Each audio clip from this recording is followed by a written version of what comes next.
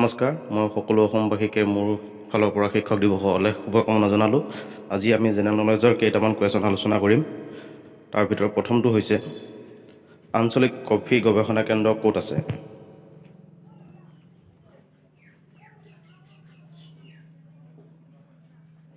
Answer ডিফুত। মই আপোনালোকক কুৱেশ্যনৰ অপশ্যনকেইটা দিয়া নাই, কেৱল উত্তৰটোহে দিছোঁ। 2 নম্বৰ, অসমৰ মৰাপাট কল ক'ত আছে?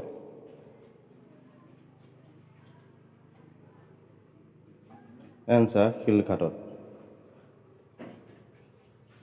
3 নম্বৰ, অসমৰ ক'ত ক'ত সংস্কৃত মহাবিদ্যালয় আছে?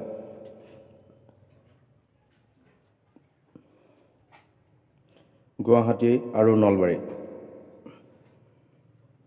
4 নম্বৰ, কপাহী সূতা কটা কল অসমৰ ক'ত আছে? আপোনালোকে যদি উত্তৰটো জানে মোক কমেণ্ট কৰি জনাব। এনচাৰ বাদুলিপাৰাৰ দাবিদুবিত কপাহী সূতা কটা কল আছে।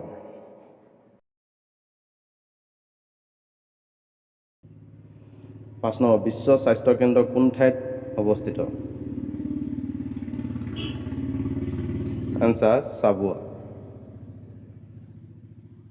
6 নম্বৰ, ইজৰাইল আৰু মাৰ্কিন যুক্তৰাষ্ট্ৰই কিমান চনত ইউনেস্কো ত্যাগ কৰিছিল?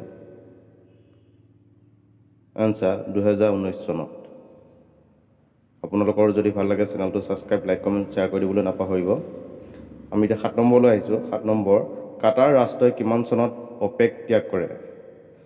যেনেকৈ ইউনেস্কো ত্যাগ কৰে ইজৰাইলে, ঠিক তেনেকৈ 2019 চনত অপেক ত্যাগ কৰে কাটাৰে। 8 নম্বৰ, অসমত ক'ত পশু চিকিৎসা মহাবিদ্যালয় আছে?